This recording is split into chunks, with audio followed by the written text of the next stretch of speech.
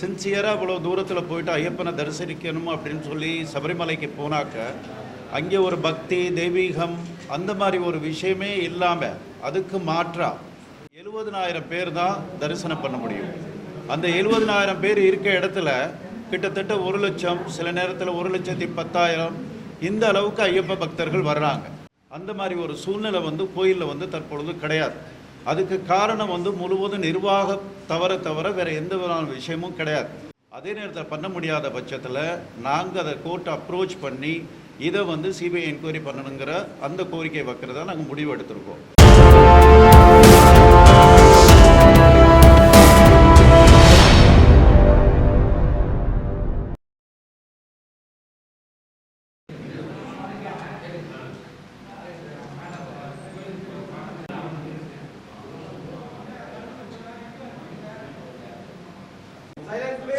தேசிய தலைவர் திரு முருகன் ஆர் செல்வன்ஜி அவருடைய தமிழக சுற்றுப்பயணத்தை ஒட்டி இன்றைக்கு இந்த சென்னையில் நம்முடைய பத்திரிகை துறை நண்பர்களை சந்தித்து ஐயப்ப சேவா சமாஜத்தினுடைய சில கோரிக்கைகளை தெரிவிக்க வந்திருக்கின்றார்கள்.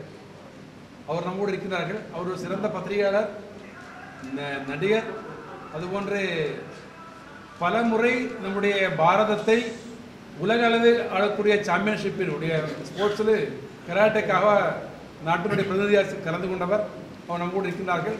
அவருக்கு அருகாமையில் இருப்பவர் திரு துரைசங்கர் அவர்கள், சென்னையைச் சேர்ந்தவர். ஐயப்ப சேவா சமாஜத்தினுடைய தேசிய துணைத் தலைவர் பொறுப்பில் இருக்கிறார்கள். பல ஆண்டுகாலங்களாக பல பதினாண்டுகளாக அவருடன் சமுதாய பணியில் ஈடுபட்டிருக்கிறார்கள். என்னுடைய பெயர் ஈரோடு ராஜன். நான் கேரளாவில் இருக்கின்றேன். ஐயப்ப சமாஜத்தினுடைய தேசிய அமைப்பு செயலாளர் இருக்கிறார்கள். திரு ராதாகிருஷ்ணன் அவர்கள் வட சென்னை வட தமிழகத்தினுடைய ஐயப்ப சமாஜத்தினுடைய அமைப்பாளராக இருக்கிறார்கள். திரு ராஜேந்திரன் ராகவன் அவர்கள் அட்வொகேட், உயர்நீதிமன்றத்தில் நம்முடைய பெரிய சிறந்த வக்கீலாக பணியாற்றுகிறார்கள். ஐயப்ப சமாஜத்தினுடைய வட தமிழகத்தினுடைய செக்ரட்டரியாக இருக்கின்றார்கள். இந்த பத்திரிகையாளர் நிருபர்களை சந்திக்கும் விஷயத்துக்காக நம்முடைய திரு முருகன் செல்வன்ஜியை அன்போடு அழைக்கின்றேன். சுவாமி சரணம். அனைவருக்கும் வணக்கம். ஐயப்ப பக்தர்கள் தமிழ்நாட்டில் மொத்தம் கேரளாவில் வர்ற ஐயப்ப பக்தர்களில் 30% மட்டும்தான் கேரளாவிலேருந்து வர்றாங்க. மற்றபடி 70% ஐயப்ப பக்தர்கள் எங்கேருந்து வர்றாங்கன்னு கேட்டிங்கன்னா தமிழ்நாடு, கர்நாடகா, தெலுங்கானா, ஆந்திரா இந்த மாதிரி மாநிலங்கள் தான் அதிகமாக இங்கேருந்து போகிறாங்க. அதில் அதிகமாக போகிறவங்க தமிழ்நாட்டிலேருந்து போகிற ஐயப்ப பக்தர்கள் தான் அதிகமாக. 40 நாள் விரதம் இருந்து எந்த அளவுக்கு உணவு கட்டுப்பாடு, உடை கட்டுப்பாடு, மற்ற சுய ஒழுக்கம் இதெல்லாம் இவ்வளவு இருந்து சின்சியராக இவ்வளோ தூரத்தில் போயிட்டு ஐயப்பனை தரிசனிக்கணும் அப்படின்னு சொல்லி சபரிமலைக்கு போனாக்க அங்கே ஒரு பக்தி தெய்வீகம் அந்த மாதிரி ஒரு விஷயமே இல்லாமல் அதுக்கு மாற்றா க்ரௌடு எந்த அளவுக்கு இருக்குது, கூட்டம் எந்த அளவுக்கு இருக்குன்னா அவங்களால சராசரியாக தரிசனம் பண்ண முடியாத ஒரு சூழ்நிலை இருக்குது. இந்த சூழ்நிலையை இன்னைக்கு நேற்று திடீர்னு வந்தது கிடையாது. சராசரியாக ஒரு நாளைக்கு ஐயப்பன் கோயிலை பொறுத்த வரைக்கும் 70,000 பேர் தான் தரிசனம் பண்ண முடியும். அந்த 70,000 பேர் இருக்க இடத்துல கிட்டத்தட்ட 1 லட்சம், சில நேரத்தில் 1,10,000 இந்த அளவுக்கு ஐயப்ப பக்தர்கள் வர்றாங்க. வர்ற பக்தர்களை வேண்டான்னு சொல்ல முடியுமா? ஐயப்பனை தரிசிக்கிறத யாராவது தடுக்க முடியுமா? அது முடியாத காரியம், செய்யக்கூடாத விஷயம். அதே நேரத்தில் இந்த கூட்டத்தை நெரிசலை எப்படி கையாள முடியும் அப்படிங்கிற அந்த ஒரு விஷயம் வரையில் தற்பொழுது உள்ள அரசாங்கம் எடுத்திருக்க முயற்சிகள் இதை விட சிறப்பாக இருக்கணுங்கிறது ரொம்ப அவசியம். 18 படி ஏறி ஐயப்பனை தரிசனம் பண்ணுற வரக்கூடிய ஒரு பக்தனோட மனநிலை எப்படி இருக்கணும்னா அந்த மாதிரி ஒரு சூழ்நிலை கோயிலில் தற்பொழுது கிடையாது. அதுக்கு காரணம் முழுவதும் நிர்வாக தவிர வேறு எந்த விதமான விஷயமும் கிடையாது. இதே மாதிரி மற்ற கோயில் இருக்குது. இப்போ திருப்பதி கோயிலெலாம் இருக்குன்னா அது மலையில் உள்ள கோயில் இவ்வளோ ஒரு கரடுமுடான பாதை இல்லாமல் இருந்தாலும் ஒரு சில விஷயத்தை அவங்க க்ரௌட் மேனேஜ்மெண்ட் பண்ணுற அளவுக்கு சபரிமலையில் இவங்க நிர்வாகம் பண்ண முடியாத ஒரு சூழ்நிலை இருக்குது. மற்றபடி வைஷ்ணதேவின்னு சொல்லக்கூடிய நார்த்தில் இருக்க ஒரு கோயில், அவங்கெல்லாம் எப்படி லட்சக்கணக்கான பக்தர்கள் இதே மாதிரி வர்றாங்க. அவங்களால சிறப்பாக நிர்வகிக்க முடியதில்ல. எதனால் இவங்களால் நிர்வகிக்க முடியலை அப்படிங்கிறது தான் நம்மளுக்கு பெரிய ஆதங்கமாகவும் ஐயப்ப பக்தர்களோட பெரிய குறையாகவும் இருக்குது. இந்த விஷயம் மாறணும்னா ஐயப்பன் கோயிலுக்கு வர்ற பக்தர்களோட குறை தீரணும்னா கேரளா தேவசம் போர்டு, அதுக்கப்புறம் கேரளா அரசாங்கம் ரெண்டு சேர்ந்து நிரந்தரமாக இதுக்கு ஒரு தீர்வு காண வேண்டியது ஒரு அவசியமாக இருக்குங்கிறது நம்மளோட கோரிக்கை. ரெண்டாவது முக்கியமான விஷயம் வந்து ஒரு ஐயப்ப பக்தர்கள் வந்து காணிக்கையாக கொடுக்குற பணம், அவங்களோட உழைப்பில் சேமிப்பில் வர்ற சின்ன சின்ன ஒரு சேமிப்பாக காணிக்கையாக கொடுத்த பணம் வந்து எப்படி திருடு போயிருக்குங்கிறது எல்லாருக்கும் தெரிஞ்ச விஷயம். தங்கத்தகடை கொண்டு வந்து அங்கேருந்து சென்னையில் ஒரு கம்பெனியில் அதை காப்பராக மாற்றி அதுக்கப்புறம் இப்போ என்ன போயிட்டுருக்குங்கிறது எல்லாருக்கும் தெரிஞ்ச விஷயம். அதை வந்து ஆரம்பத்தில் வந்து கேரளா போலீஸ் வந்து முன்னால் இருந்த அரசாங்கம் அதை என்கொயரி பண்ணுறதுக்கு கூட விசாரணை பண்ணுறதுக்கு கூட ரெடி இல்லாமல் இருந்துச்சு. அதுக்கப்புறம் நாங்கள் ஐயப்பா சேவா சமாஜம் மூலமாக கோர்ட்டுக்கு போயிட்டு அங்கே உள்ள அரசாங்கத்தை நிர்பந்திச்சு அந்த விஷயம் அதுக்கப்புறம் எஸ்ஐடியில் வந்து விசாரணைக்கு வந்தது. விசாரணைக்கு இப்போ வந்ததுக்கு அப்புறம் போன மாதமும் கோர்ட்டில் அவங்க சார்ஜ் ஷீட் வந்து தாக்கல் பண்ணாங்க. அது இன்னும் முடிவு இல்லாமல் இருக்குது. இந்த மாதம் ஜூலை 20ஆம் தேதி மறுபடியும் அவங்க சார்ஜ் ஷீட் தாக்கல் பண்ண போகிறாங்க. அதுக்கப்புறம் உறுதியாக அதில் யார் குற்றவாளி அவங்க வந்து முடிவு பண்ணியிருக்காங்கிற விஷயம் இனிமேல் நம்மளுக்கு தகவல் வரும். அதில் வந்து சம்பந்தப்பட்டிருக்க, அதாவது தங்கம் வெளியே கொண்டு போகையில் யாரோட அனுமதி இல்லாமல் வெளியே கொண்டு போக முடியாது. தேவசம் போர்டு அதிகாரிகள் அதில் சம்மந்தப்பட்டிருக்காங்க. அதில் முக்கியமாக கவனிக்கப்பட வேண்டிய விஷயம், அதில் உள்ள தந்திரி சம்மந்தப்பட்டிருக்கார். அவரோட கையொப்பம் இல்லாமல் இதை வெளியே கொண்டு போகிறது நடைமுறையில் சாத்தியமே இல்லை. அந்த தந்திரியாக இருந்தாலும் சரி, அதில் சம்மந்தப்பட்ட மந்திரியாக இருந்தாலும் சரி, இந்த விஷயத்தை எஸ்ஐடியால் எந்த அளவுக்கு சிறப்பாக விசாரணை பண்ணி வெளியே கொண்டு வந்திருக்க முடியும் அல்லது பண்ண போகிறாங்கங்கிறது தெரியாத விஷயம். ஒருவேளை அது பண்ணாத பட்சத்தில் இந்த விஷயம் வந்து சிபிஐ என்கொயரி பண்ணணுங்கிறது நம்மளோட வேண்டுகோள். சில மாநில அரசாங்கம் சிபிஐ வந்து என்கொயரி பண்ணுறதுக்கு அவங்க ஒத்துழைப்பு பண்ண மாட்டான்தான் முடியுங்கிறது எல்லாருக்கும் தெரியும். அதே நேரத்தில் பண்ண முடியாத பட்சத்தில் நாங்கள் அதை கோர்ட்டை அப்ரோச் பண்ணி இதை வந்து சிபிஐ என்கொயரி பண்ணணுங்கிற அந்த கோரிக்கை வைக்கிறதா நாங்கள் முடிவு எடுத்திருக்கோம். இது வந்து ஒரு தங்கம், ஒரு திருட்டு அந்த மாதிரி ஒரு விஷயமா எந்த ஐயப்ப பக்தனும் பார்க்கல. இது வந்து அந்த கோயில் மேலே வச்சிருக்க ஒரு ஐயப்ப பக்தனோட ஒரு நம்பிக்கை, அந்த ஒரு ஐதீகம், அது வந்து இங்கே வந்து கைமீறி போயிருக்கு, களவாடப்பட்டிருக்குது. இந்த விஷயத்தை சரியான விசாரணை பண்ணி அதில் சம்மந்தப்பட்டவங்களை தண்டிக்கணும். 1 2வது நிலக்கல்லேருந்து பம்பா போகிறதுக்கு வந்து ஐயப்ப பக்தர்களால் காணிக்கையாக ஒரு வருஷத்துக்கு அங்கே வர்ற வருமானத்தை பார்த்திங்கன்னா 350லேருந்து 400 கோடி ரூபா வருமானம் வருது. 400 கோடி ரூபா வருமானம் வரையில் அந்த வருமானத்திலேருந்து அந்த ஐயப்ப பக்தர்களுக்கு கோயிலோட நிர்வாகம், தேவசம் போர்டு எவ்வளவு செலவு செய்யுதுன்னு அப்படின்னு நம்ம பார்த்தோம்னா ரொம்ப ஆச்சரியமாக இருக்கும். ரொம்ப ஒரு 5% பணம் கூட கிடையாது. அந்த அமௌண்ட்டில் ஒரு குறிப்பிட்ட அமௌண்ட் அவங்க செலவு பண்ணுற பட்சத்தில் தற்பொழுது இருக்க முக்கிய பிரச்சனைகள் என்னென்னு பார்த்தீங்கன்னா, போன வருஷம் போன ஐயப்ப பக்தர்கள் 40 நாள் விரதம் இருந்து இவ்வளவு கஷ்டப்பட்டு ஐயப்பனை தரிசிக்க போன பக்தர்கள் தரிசனமே இல்லாமல் திருப்பி வந்த விஷயம் போன வருஷம் நடந்தது. அது எல்லாருக்கும் தெரியும். இது இந்த மாதிரியான சூழ்நிலை தொடரணுமா? 1. 2வது விஷயம் பார்த்தீங்கன்னா, அவ்வளவு சிரமப்பட்டு கஷ்டப்பட்டு மிதிப்பட்டு அந்த அளவுக்கு ஒரு சிரமப்பட்டு ஐயப்பனை தரிசனம் பண்ணதுக்கு அப்புறம் நிறைய ஐயப்ப பக்தர்கள் எடுத்திருக்க முடிவு என்னென்னு பார்த்தீங்கன்னா, இனிமேயும் மறுமுறை நாங்கள் ஐயப்பன் கோயிலுக்கு போகிறது கிடையாது.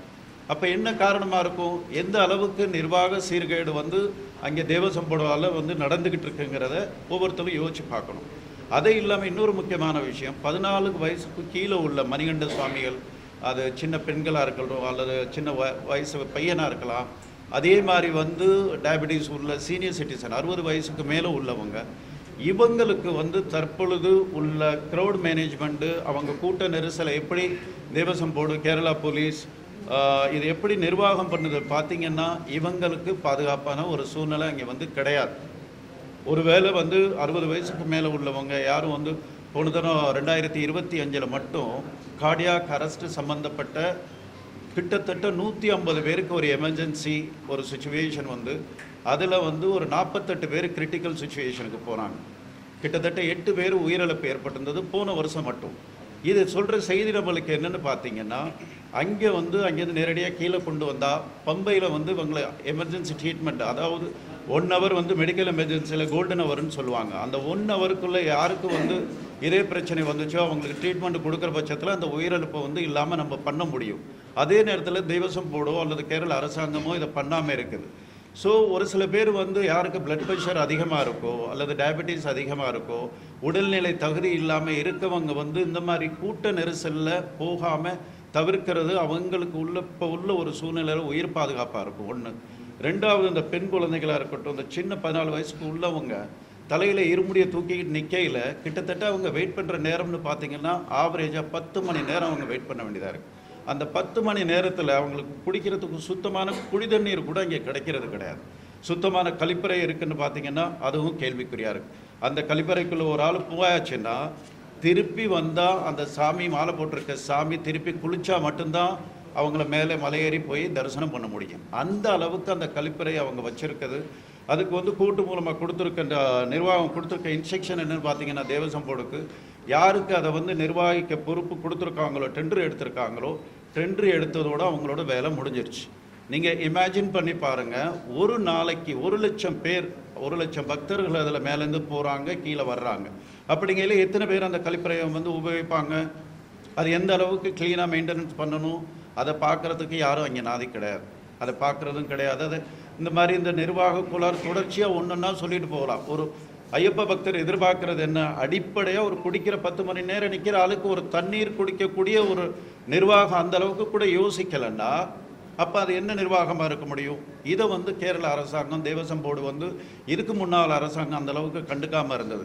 இதில் ஒரு நல்ல விஷயம், நல்ல மாற்றம் என்ன நடந்திருக்குன்னா, இப்போ வந்திருக்க அரசாங்கம் வந்து அதை பற்றி ஒரு சில தீர்மானம் எடுத்திருக்கு. திருப்பதி தேவசம் போர்டில் உள்ள எப்படி அவங்க க்ரௌட் மேனேஜ்மெண்ட் அவங்க பண்ணுறாங்களோ அதே மாதிரி நம்மளும் பண்ணணும்னு சொல்லி முயற்சி பண்ணுறாங்க. ஒன்றும் சமீபத்தில் இன்னொரு தகவல் ஒன்று வந்திருக்குன்னா, ஏஐ பேஸில் வந்து க்ரௌட் எப்படி மேனேஜ்மெண்ட்டை பண்ண முடியும் அப்படிங்கிற அந்த முயற்சி எடுத்திருக்காங்க. அது ரைட்டு. மூணாவது விஷயத்தில் முக்கியமான விஷயம்னு பார்த்தீங்கன்னா, நாங்கள் ஐயப்பா சேவா சமாஜம் மூலமாக ஒரு வருஷத்துக்கு 40,000 to 50 லட்சம் பேருக்கு நாங்கள் அன்னதானம் கொடுத்துக்கிட்டு இருக்கோம். எந்தெந்த மாநிலத்திலேருந்து கேரளா போகிறாங்களோ போகிற வழியில் ஒவ்வொரு மாநிலத்திலையும் எங்களோட அமைப்பு ரீதியாக 40,000 to 50 லட்சம் பேருக்கு நாங்கள் அன்னதானம் கொடுத்துக்கிட்டு இருக்கோம். அதே மாதிரி அவங்க நிலக்கல் போனதுக்கப்புறம் அங்கேருந்து பம்பா மேலே போகிற வரைக்கும் எந்தெந்த முக்கியமான இடங்களில் 10 மணி நேரம் நிற்கிற ஆளுக்கு வந்து எல்லா இடத்துலையும் அவங்களுக்கு ஹோட்டலோ அந்த வசதியோ கிடையாது. அவங்களுக்கு அடிப்படையாக சாத்வீக முறைப்படி அன்னதானம் கொடுக்கறதுக்கு வந்து எங்களோட அமைப்புக்கு நாங்கள் அனுமதி மட்டும்தான் கேட்குறோம். வேறு எதுவும் அவங்கள்ட்ட எதிர்பார்க்கல. நாங்கள் அவங்களை அனுமதி கொடுக்குற பட்சத்தில் நம்ம அத்தனை ஐயப்ப பக்தர்களுக்கும் இலவசமாக அடிப்படையான சுகாதாரமான சாத்வீக முறைப்படி நம்ம அவங்களுக்கு உணவு கொடுக்க முடியும்.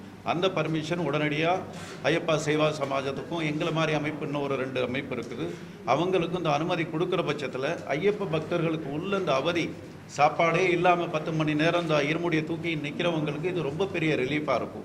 இது வந்து ரொம்ப முக்கியமான பிரச்சனை. இதே இல்லாமல் கீழேருந்து நிலக்கல் போனதுக்கப்புறம் நிறைய இங்கேருந்து நம்ம ஐயப்ப பக்தர்கள்லாம் பஸ் எடுத்துகிட்டு போகிறாங்க, வேன் எடுத்துகிட்டு போகிறாங்க. அவங்க நிறுத்துறதுக்கு இடம் கூட மேனேஜ்மெண்ட் அந்தளவுக்கு சரியாக இல்லைங்கிறதுனால அது அவங்களுக்கு ஒரு பெரிய பிரச்சனையாக இருக்குது. அது இல்லாமல் முன்னாலே நான் குறிப்பிட்டது மாதிரி 400 கோடி வருமானம் வரக்கூடிய ஒரு கோயிலில் நிலக்கல்லேருந்து பம்பா போகிறதுக்கு ஒரு ஐயப்ப பக்தருக்கு கேஎஸ்டிசிலேருந்து அவங்க சார்ஜ் பண்ணுற அந்த பஸ் ஃபீஸை பார்த்தீங்கன்னா உங்களாலே நம்ப முடியாது. அது என்னத்துக்கு அந்த ஐயப்ப பக்தனுக்கு அவ்வளோ சார்ஜ் பண்ணணும்? இலவசமாக பஸ் சேவை கொடுக்கறதுக்கு எங்களோட ஐயப்பா சேவா சமாஜம் மூலமாக நாங்கள் ரெடியாக இருக்கோம். அப்படி எங்களுக்கு அனுமதி கொடுக்க முடியலைன்னா நீங்கள் பண்ணுறதா இருந்தால் அது ஒரு கணிசமான தொகையில் வந்து அவங்க வந்து இதை பண்ணணும் அப்படிங்கிறது எங்கள் ஐயப்பா சேவா சமாஜம் மூலமாக எங்களோட வேண்டுகோள்.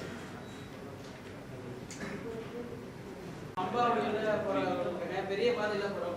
புதுசா வந்து புல்மேட்டு பாதை வழியாகவும் கூட்டம் வந்து இப்ப அதிக அளவுல போயிட்டு இருக்காங்க. அங்கேயும் அடிப்படை வசதிகள் இல்லை. அதான் இன்னைக்கு வரைக்குமே அந்த அரசாங்கம் பெரிய அளவுல கவனம் செலுத்தல. இது இந்த புல்மேட்டு பாதையில இந்த வழியை தான் இப்ப அதிக அளவுல தேர்ந்தெடுக்கிறாங்க. அதுக்கு என்ன தப்பு? இதில் ஆச்சரியமான விஷயம் என்னென்னு பார்த்தீங்கன்னா, இதுக்கு முன்னால் அரசாங்கத்தில் நடந்த அந்த தங்க திருட்டு நடந்த அந்த நேரத்தில் கொஞ்ச நாளில் வந்து தேர்தல் வந்துச்சு கேரளாவில். அங்கே நடந்த பஞ்சாயத்து எலெக்ஷன்லையும் சட்டசபை எலெக்ஷன்லையும் வந்து இப்போ உள்ள கட்சி வந்து என்ன பிரச்சாரம் பண்ணுச்சுன்னா, முக்கியமான பிரச்சாரமாக தங்க திருட்டில் சம்மந்தப்பட்ட இந்த அரசாங்கம் தொடரக்கூடாது அப்படின்னு சொல்லி அவங்க பிரச்சாரம் பண்ணாங்க. அதுக்கு தகுந்த மாதிரி பிரச்சார பாட்டு தனியாக பண்ணியிருந்தாங்க. ரொம்ப அது இல்லாமல் இப்போ இருக்க ஹோம் மினிஸ்டர் சென்னிதலா வந்து என்ன ஒரு தேர்தல் அறிக்கையில் முக்கியமான அறிக்கையில் ஒரு அறிவிப்பு ஒன்று என்ன வெளியிட்டிருந்தாருன்னா, வந்து இந்த வந்திருக்க இந்த பிரச்சனையை வந்து உடனடியாக நாங்கள் ஆட்சிக்கு வந்தோம்னா சிபிஐ மூலமாக விசாரித்து உண்மையான குற்றவாளியை வெளியே கொண்டு வரதுக்கு நாங்கள் முயற்சி பண்ணுவோம் அப்படின்னு சொல்லியிருந்தார். இதுக்கு முன்னால் உள்ள அரசாங்கம் சரி, இப்போ உள்ள அரசாங்கமும் சரி, அங்கே வந்து இவங்க வர்றவங்க எல்லாருமே நம்மளோட ஒரு விருந்தினர், ஐயப்ப பக்தர்கள். அது மலையாளியாக இருக்கலாம், தமிழராக இருக்கலாம், கன்னடராக இருக்கலாம். அந்த ஒரு மனப்பான்மை முதல்ல இல்லாத பட்சத்தில் நீங்கள் சொல்கிற எந்த பிரச்சனையாக இருக்கட்டும், நான் சொன்ன எந்த பிரச்சனையாக இருக்கட்டும், அதுக்கு ஒரு நிரந்தர தீர்வுங்கிறது வரப்போகிறது கிடையாது. எப்படி வந்து இதை வந்து சொல்லக்கூடாத விஷயம் இருந்தாலும் யோசிச்சு பார்க்கையில் அவங்க காணிக்கையாக கொடுக்குற இவ்வளோ பெரிய அமௌண்ட்டு வந்து அந்த நிர்வாகத்துக்கு போகுது, அந்த அரசாங்கத்துக்கு போகுதுங்கையில் யார் மூலம் அந்த காணிக்கை வந்துச்சு அவங்க எதிர்பார்க்குறது வந்து அடிப்படையாக என்ன? சுத்தமான தண்ணி, சுத்தமான கழிப்பறை, அவங்களுக்கு உள்ள அன்னதானம் கொடுக்கறதுக்கு எங்களை மாதிரியான அமைப்புகளுக்கு வந்து அனுமதி, இந்த மாதிரியான எந்த விஷயமே அவங்கக்கிட்ட இது வரைக்கும் முயற்சி இல்லாமல் இருக்குது. நீங்கள் சொல்கிற இந்த வழியாக இருக்கலாம், அந்த வழியாக இருக்கலாம். மொத்தத்தில் அடிப்படையாக பார்க்கையில் ஒரு பக்தனுக்கு வந்து எந்த மாதிரி அங்கே வந்து ஒரு கவனம் கொடுக்கப்படும், முக்கியத்துவம் கொடுக்கப்படணும் அப்படின்னு சொல்லி பார்க்கையில் அதுக்குள்ள பதில் இது வரைக்கும் கிடையாது. இனிமேலாவது அந்த மாதிரி இல்லாமல் மாறுங்கிறது தான் எங்களோட கோரிக்கை. அதுக்கு தீவிர முயற்சி எல்லா வழியிலையும் நாங்கள் செஞ்சுக்கிட்டு இருக்கோம். இதில் சத்திரத்தில் நம்ம அன்னதானம் கொடுத்துட்டு இருக்கோம். வண்டிப்பெரியார்லேருந்து சத்திரம் போய் தான் புல்மேடு போயிட்டு இருக்கோம். சத்திரம் நம்ம அன்னதானம் நடந்துட்டு இருக்கு, ஐயப்ப சமாஜத்தோடு நடந்துட்டு இருக்குது. அதன் பிறகு நடக்கக்கூடிய இடம்லாம் ஃபாரஸ்ட் பர்மிஷன் தரணும் கேரளா அரசு. நான் கேட்டுட்டு கொடுக்கல. ஆக்சுவலாக நீங்கள் சொன்ன கேட்டு தான் புல்மேடுல அடிப்படையான எல்லா வசதியும் தேவை தான். அது ரொம்ப இன்றைய நம்மளுடைய கோரிக்கையில் அது இருக்குது. நம்ம தெரிவிக்க போகிறோம். நீங்கள் அந்த பம்பா நதியை வந்து உங்கள் இதுலேருந்து வாலண்டியர்ஸ் வச்சு நல்லா சுத்தப்படுத்தி இது பண்ணுறதுக்கு ஒரு முயற்சி எடுக்கணும். ஸோ தொடர்ச்சியாக நாங்கள் பண்ணிகிட்ருக்கோம். ஒவ்வொரு வருஷமும் தொடர்ச்சியாக நாங்கள் பண்ணிகிட்ருக்கோம். எங்கள் அமைப்புகளும் எங்கள் மாதிரி மற்ற அமைப்புகளும் தொடர்ச்சியாக அதை சுத்தம் பண்ணிக்கிட்டு இருக்கோம். இல்லையே, நாங்கள்லாம் வருஷம் வருஷம் மலைக்கு சபரிமலைக்கு வரோம். அந்த காலகட்டத்தில் வந்து அந்த தண்ணியில் இறங்கவே முடியாத சூழ்நிலை தான் இருக்குது. வர்ற பக்தர்களுக்கு வந்து நிறையா தரம் வந்து கொடுத்துருக்க தேவசம் போர்ட்லேருந்து காலத்துக்கு மேலே தண்ணியே இல்லை. அதுதான் ரொம்ப இதுவாக இருக்குது. அதெல்லாம் கொஞ்சம் சுத்தம் பண்ணுறது உங்கள் இதில் அமைப்புலேருந்து முன்னே எடுத்திருக்கோம். நிறைய தரம் அந்த வேலை நடந்துக்கிட்டு இருந்தாலும் பக்தர்களுக்கு கொடுத்துருக்க முக்கிய ஒரு குறிப்பு என்னென்னா, அதை யாரும் துணிய போடாதீங்க.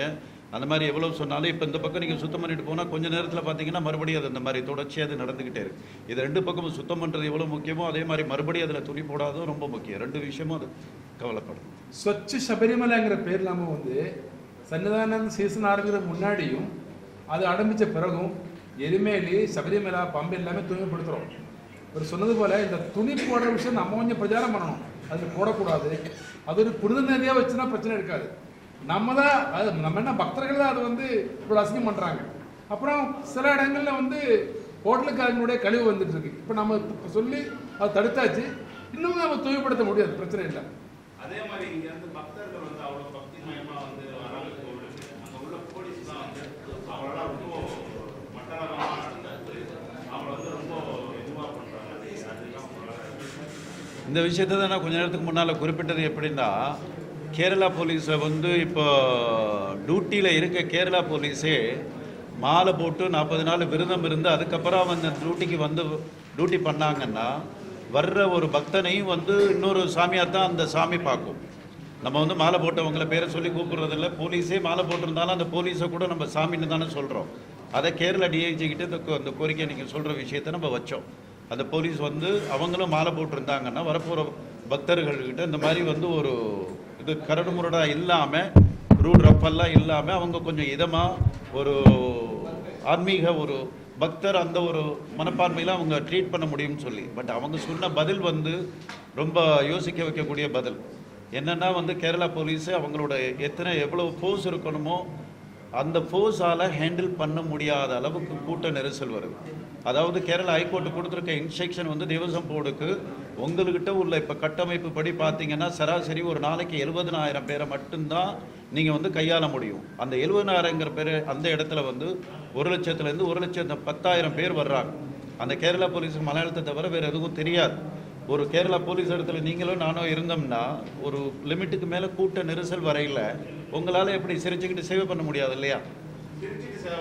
அந்த மாதிரி மறுபக்கம் ஆமாம் ஆமாம் ஆமாம் ஆமாம் எஸ் இது உண்மை உண்மை மறுக்க முடியாத உண்மை.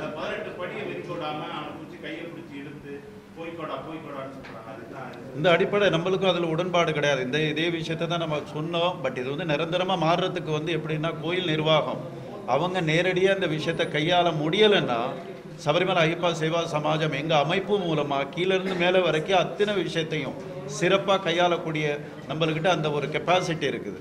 அதுக்கு பொருளாதார ரீதியாக நம்ம கேரள அரசாங்கத்துக்கிட்டே தேவசம் போர்டுலேயே எந்த விதமான உதவியும் கேட்கல. அதையும் நாங்கள் பண்ண முடியும். எங்களுக்கு தேவை வந்து அனுமதி மட்டும்தான். அந்த அனுமதி கொடுக்குறதுல தனிப்பட்ட அவங்களுக்கு ஈகோ எதுவும் இருக்கலாம். ஒருவேளை நாங்கள் பண்ணுறதுக்கு அனுமதி கொடுக்குறோன்னா அவங்களாவது பண்ணணும்.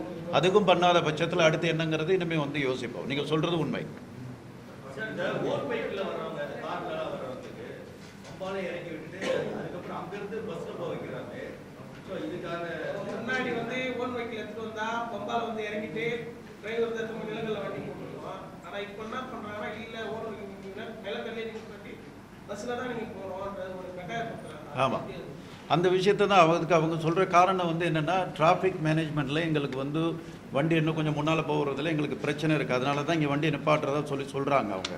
அப்படி ஒருவேளை நம்மளோட வண்டியை நேரடியாக நீங்கள் சொல்கிறது மாதிரி தனிப்பட்ட முறையில் உங்கள் காரை பெர்மிட் பண்ணனால கூட அவங்களோட ஸ்டேட் கவர்மெண்ட் பஸ்ஸில் போகிறதா இருந்தால் கூட அந்த பஸ் ஃபீஸு கூட அவங்க வச்சுருக்கிறது வந்து எங்களுக்கு ஏற்படுவது கிடையாது, அவ்வளோ எக்ஸ்பென்சிவாக இருக்காது. அதுக்காக நாங்கள் என்ன சொல்லியிருந்தோன்னா, நிலக்கல் டு பம்பா நாங்கள் வந்து ஃப்ரீ சர்வீஸ் நாங்கள் கொடுக்குறோம் பஸ்ஸில், அதுக்கு எங்களுக்கு அனுமதி கொடுங்கன்னு சொல்லி நாங்கள் கேட்டிருக்கோம். ஒரு செகண்ட், நிலக்கில் நம்ம கருத்தை நிலக்கில் ஹப்பு பண்ணணும். ஏன்னா பம்பையில் அந்த வசதி இல்லை, உங்களுக்கு தெரியும். பம்பையில எல்லாம் பல தடவை ஆக்சிடென்ட் ஆயிருக்கு, முடிச்சிடுறேன்.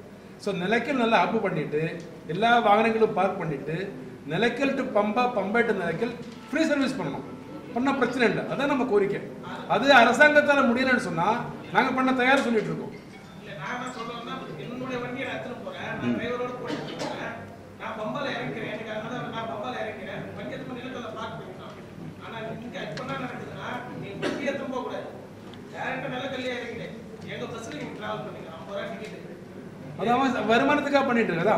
அந்த மாதிரி கரெக்ட்.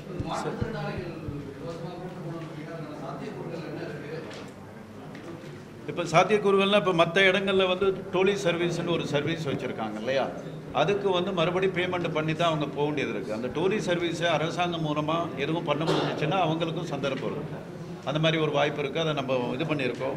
நம்ம தமிழ்நாடு கவர்மெண்ட்டுக்கிட்ட ஒரு சில கோரிக்கைகள் வச்சுருக்கோம். இதில் முக்கியமான கோரிக்கை என்னென்னு பார்த்தீங்கன்னா, சீசன் வந்துச்சுன்னா நவம்பர் டிசம்பர் ஐயப்பா மாலை போடுற அந்த சீசன் வந்துச்சுன்னா ப்ரைவேட் கார் வேன் சராசரி மற்ற நேரத்தில் அவங்க எவ்வளோ சார்ஜ் பண்ணுறாங்களோ அந்த சீசனில் பண்ணுற சார்ஜுக்கும் பார்த்தீங்கன்னா சம்மந்தமே இருக்காது, அவ்வளோ எக்ஸ்பென்சிவாக இருக்கும். இது தமிழ்நாடு அரசாங்கம் வந்து ஒரு சில நேரங்கள், அதாவது பொங்கல் தீபாவளிக்கு வந்து சென்னையிலேருந்து ஊருக்கு போகையில் ஒரு சில மினி பஸ்ஸுக்கெல்லாம் எப்படி ஒரு சில விதிமுறைகள் கொண்டு வந்தாங்களோ அதே மாதிரி எங்களோட வேண்டுகோள் தமிழ்நாடு அரசாங்கம் வந்து தலையிட்டு தனியில் யாரும் வேன்லையோ அல்லது பஸ்ஸில் போகிறவங்களுக்கு அந்த ரேட்டு அதிகப்படாமல் இருக்கணுங்கிறது அவங்க ஒன்று கவனத்தில் கொள்ளணும். ஒன்று. ரெண்டாவது, ஐயப்ப பக்தர்கள் வந்து எல்லாராலையும் வேனோ அல்லது பஸ்ஸோ எடுத்து போக முடியாத ஒரு பொருளாதார சூழ்நிலை உள்ளவங்களுக்கு ஒவ்வொரு தமிழ்நாடு மாவட்டத்தில் இருந்தோ நேரடியாக பம்பை வரைக்கும் தமிழக அரசு பஸ் வந்து வசதி பண்ணி கொடுக்கணுங்கிறது அது நம்மளோட அடுத்த கோரிக்கை. இல்லை சார், நீங்கள் இப்போ கூட்டு போகிறதுக்கு நீங்கள் ஒரு இது பண்ணுறேன்னு உங்கள் அமைப்பு மூலியமாக சொன்னீங்களா, அது எப்படி நடைமுறைப்படுத்துவீங்கன்னு கேட்குறேன். அது நிலக்கல்லேருந்து மட்டும் தமிழ்நாடு பம்பா மட்டும்தான். ஆமாம், நிலக்கல்லேருந்து பம்பா வரைக்கும் இலவசம். அந்த இடைப்பட்ட தூரம் அது மட்டும்தான் பண்ண முடியும். ஹேண்டிகேப்ட் நீங்கள் சன்னிதானம் வரைக்கும் வசதி பண்ணி கொடுத்தா எப்படி டோலி அரசாங்கம் இருக்கணும். நான் டோலிக்கு வந்து கிட்டத்தட்ட 7000 ரூபா வருது இன்னைக்கு. டோலிக்கு போனால் சாதாரணமாக என்ன மாதிரி ஆளை பார்த்தா 5000 கேட்பாங்க, அப்படி இருக்காங்க. ஸோ அதனால அது நாம எப்படி கொடுக்க முடியாது, கஷ்டம். பம்பா வரைக்கும்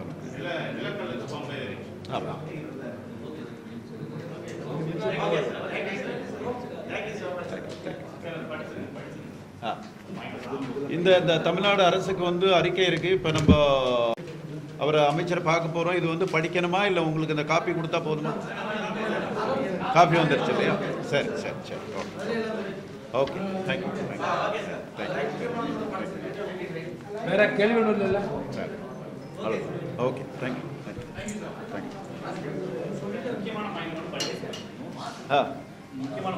மற்ற ஒரு நிமிஷம் பேசலாமா? Okay okay.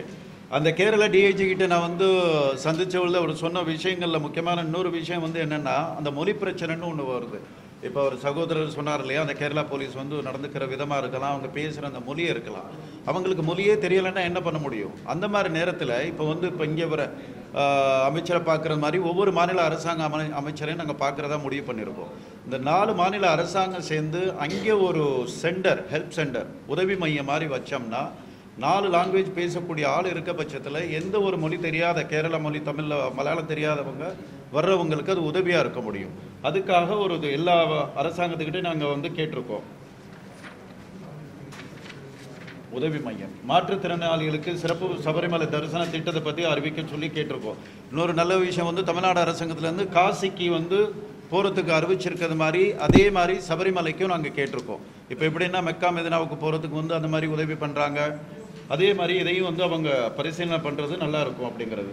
60 வயசுக்கு மேற்பட்ட பெண்களுக்கு ஆன்மீக சுற்றுலா, சபரிமலை ஐயப்பா வந்து ஒரு குறிப்பிட்ட வயதுக்கு தான் போக முடியும் அப்படிங்கிறது எல்லாருக்கும் தெரியும். 60 வயசுக்கு அப்புறம் மேலே போகிறவங்களுக்கு வந்து ஆன்மீக சுற்றுலாவாக அவங்களுக்கு விருப்பப்படையில் அவங்களுக்கு வந்து உதவி பண்ணணும். 80 வயதுக்கு மேற்பட்ட குடிமக்கள் கனவுகளை அரசு நிறைவேற்றும் வகையில் 50% சலுகையுடன் ஆன்மீக சுற்றுலா. இப்போ காசிக்கு பார்த்தீங்கன்னா முழுவதும் அவங்களே அரசாங்கமே ஏற்று அவங்களுக்கு கொண்டு போகிறாங்க. சபரிமலைக்கு அவங்களால 100% செலவு பண்ண முடியலன்னா கூட குறைஞ்சபட்சம் ஒரு 50% கட்டணத்தில் அவங்களுக்கு அந்த சந்தர்ப்பத்தை ஏற்படுத்தி கொடுக்கணும். தமிழ்நாட்டில் வந்து ஒரு சில கோயில்களில் வந்து சிறப்பாக ஐயப்ப பக்தர்களுக்குன்னு தனி ஒரு லைன் ஒன்று பண்ணி கொடுத்துருக்காங்க. அது அறநிலைத்துறை அமைச்சர் மூலமாக வேண்டுகோள் வைக்க இருக்கிறோம். அது எல்லா கோயில்கள்லையும் தரிசனம் முடிஞ்சு வரையில் அவங்களுக்கு இன்னொன்று சிறப்பாக தரிசனம் பண்ணுறதுக்கு தனிப்பட்ட ஒரு லைனை ஏற்படுத்தி கொடுக்கணும் அப்படின்னு சொல்கிறாங்க.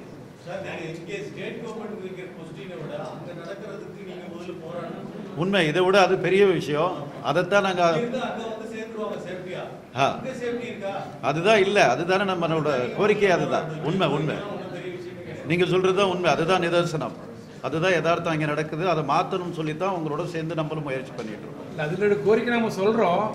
என்ன சொல்கிறோன்னா, சபரிமலைங்கிறது இப்போ அவங்க முதல்ல சொன்னார் பாருங்க, சபரிமலைக்கு வரக்கூடிய கூட்டங்கிறது கேரளாவை விட தெலுங்கானா, ஆந்திரா, கர்நாடகா, தமிழ்நாடு தான் அதிகம் வருது. நம்ம என்ன வேண்டுகோள் வச்சுருக்கோன்னா, இந்த 4 மாநிலங்கள் ப்ளஸ் கேரளா 5 சேர்ந்து ஒரு கண்காணிப்பு குழு போடணும். அந்த கண்காணிப்பு குழுவின் கீழ் வந்து சபரிமலை இயங்கணும், பிரச்சனை எடுக்காது. அதான் சொல்லிட்டு இருந்தார். இப்போ நம்ம அமைச்சரை பார்க்கும் பொழுது இந்த காவல்துறை கூட நம்ம வந்து தமிழ்நாடு காவல்துறை, ஆந்திரா காவல்துறை, கர்நாடக காவல்துறை வேணும். அப்போ என்னன்னா ஆட்டோமேட்டிக்காக மொழி பிரச்சனை இருக்காது, ஈஸியாக போக முடியும். இதெல்லாம் வேண்டுகோள் விடுத்துட்டு இருக்கோம், சொல்லிட்டு இருக்கோம். இதுக்கு நிரந்தர தீர்வாக மாஸ்டர் பிளான் வந்து ரெடி பண்ணி கேரள அரசாங்கத்துக்கிட்ட முன்னாலே கொடுத்துருக்கோம்.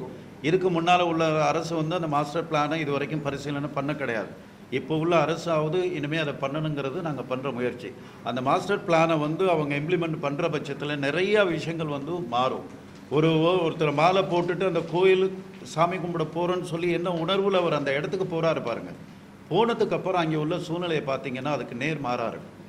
அந்த விஷயம் யாராலையும் ஐயப்ப பக்தர்களால் மட்டும் இல்லை, எந்த இந்துக்களாலையும் ஏற்றுக்கொள்ள முடியாத ஒரு விஷயமா இருக்கு. அதை மாறணும்னு சொல்லி தான் நம்ம அமைப்பு மூலமாக முயற்சி பண்ணிட்டு இருக்கோம். நீங்க எல்லாம் சப்போர்ட் பண்ணோம். இது வந்து ஒரு பெரிய வேலை, அதான் முக்கியம். அங்க சொல்லிட்டு இருக்கோம் உங்களுடைய இந்த மாதிரி இதெல்லாம் வேணும். தமிழ்நாட்டுல இருந்து அழைச்சு போகணுமா இல்ல கீழ இருந்து அழைச்சு போறது கோரிக்கை வைக்கிறீங்களா? படிக்கலாம், கரெக்டா என்ன இருக்கு அது? மாற்றுத்திறனாளிகள் சபரிமலை சென்று சுவாமி ஐயப்பனை தரிசிக்க இந்து சமய அறநிலை சார்பில் இலவசமாக அல்லது கட்டண சலுகையுடன் சிறப்பு யாத்திரை திட்டம் உருவாக்கப்பட வேண்டும். இதற்கான அறிவிப்பை வரவிருக்கும் சட்டமன்ற கூட்டத்தொடரில் வெளியிட நடவடிக்கை எடுக்க வேண்டும். இங்கிருந்து கூட்டிட்டு போய் அவங்க அங்கிருந்து சபரிமலை போயிட்டு வரணும். அப்போ நம்ம டோலி சொன்ன பாருங்க, இதெல்லாம் சேர்ந்து ஒரு தொகையானது அரசாங்கம் அவங்களுக்கு ஃப்ரீயாக தரணும். அந்த நாட்களுக்கு ஐயப்ப சமயம் தர முடியாது, நாங்கள் யார்கிட்ட போய் அப்படி வாங்க முடியாது. அரசாங்கம் பண்ண முடியும், அரசாங்கம் இந்த மாதிரி விஷயம் செய்ய முடியும்.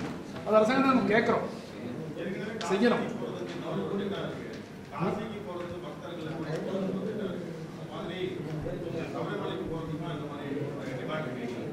ஆமாம், காசிக்கு வந்து அறிவிச்சிருக்காங்க. இது வரவேற்கப்படக்கூடிய ஒரு விஷயம். அதே மாதிரி சபரிமலை ஐயப்ப பக்தர்களுக்கு யாரும் பொருளாதார ரீதியாக அவங்களால செலவு செஞ்சு போக முடியாதோ அவங்களுக்கு இதே மாதிரி வந்து ஒரு அறிவிப்பு வந்தால் ஐயப்ப பக்தர்களுக்கு வந்து பொருளாதார ரீதியாக பின்தங்கி இருக்கவங்களுக்கு ரொம்ப பெரிய வரப்பிரசாதமாக இருக்கும். அதுதான் நம்மளோட கோரிக்கை.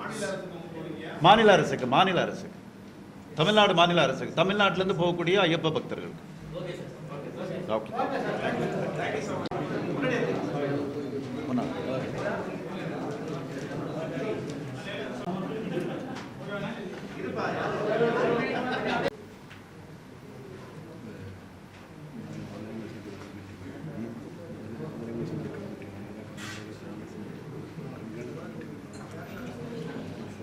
அதே இல்லாமல் வந்து கேரளா டிஜிபி கூட, கேரளா மாநில போலீஸ் கூட நாங்கள் எங்களோட ஐயப்பா சேவா சமாஜம் மூலமாக ஒரு சந்திப்பு நடந்தது. அந்த சந்திப்பில் வந்து அவர் சொன்ன முக்கிய பிரச்சனை வந்து என்னென்னு பார்த்தீங்கன்னா, இவ்வளோ ஒரு க்ரௌடை வந்து கேரளா போலீஸால் வந்து ஹேண்டில் பண்ண முடியலை, அவங்கள்ட்ட அவ்வளோ போலீஸ் ஃபோர்ஸ் கிடையாது அப்படின்னு சொல்லி அவர் சொல்லியிருந்தார்.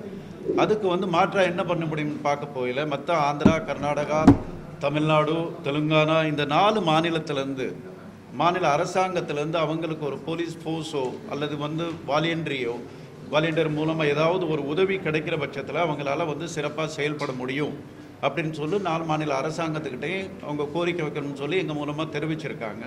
இன்றைக்கி நம்ம பத்திரிகையாளர் சந்திப்பு முடிஞ்சதுக்கு அப்புறம் இங்கேருந்து ஆன்மீகத்துறை அமைச்சர் திரு ரமேஷ் அவர்களை பார்க்குறதுக்காக போகிறோம். அவர் வந்து அப்பாயின்மெண்ட் கொடுத்துருக்காரு. அவர்கிட்டையும் ஒரு சில கோரிக்கை வைக்கிறதா இருக்கும். அதில் முக்கியமான கோரிக்கை என்னென்னு பார்த்தீங்கன்னா, சமீபத்தில் வந்து இவங்க வந்து காசி பயணம் போகிறதுக்கு வந்து ஒரு திட்டம் ஒன்று அறிவிச்சிருக்காங்க. அதில் வந்து 60 வயசுக்கு மேலே உள்ளவங்களை பொருளாதார ரீதியாக பிற்படுத்தப்பட்டவங்க வந்து யார் வேணாலும் அதுக்கு விண்ணப்பிக்கலாம். தமிழ்நாடு அரசாங்கம் அதுக்கு தேவையான ஆவணங்கள் செய்கிறது மாதிரி அந்த மாதிரி ஒரு அறிவிப்பு வந்திருக்கு. ரொம்ப மகிழ்ச்சியான விஷயம். அதே மாதிரி எங்களோட வேண்டுகோள் எங்கள் அமைப்பு மூலமாக ஐயப்பன் கோயில் போகிறதுக்கும் பொருளாதார ரீதியில் பின்தங்கி உள்ளவங்களுக்கு 60 வயசு மேலே உள்ளவங்களுக்கு அவங்க வந்து ஆவணம் செய்யணுங்கிறது ஒன்று. இன்னொன்று, மாற்றுத்திறனாளிகள் முக்கியமாக வந்து சராசரி மற்றவங்கள மாதிரி ஏறி மேலே போய் தரிசனம் பண்ண முடியாது. அவங்களுக்குன்னு ஒரு சில விசேஷமான சிறப்பு சலுகைகள் அந்த மாதிரியான விஷயங்கள் முயற்சி பண்ணணும். இந்த மாதிரி ஒரு சில கோரிக்கைகள் நாங்கள் வச்சுருக்கோம். இதுக்கப்புறம் போயிட்டு அவரை பார்க்குறதா எங்களோட திட்டம் இருக்குது.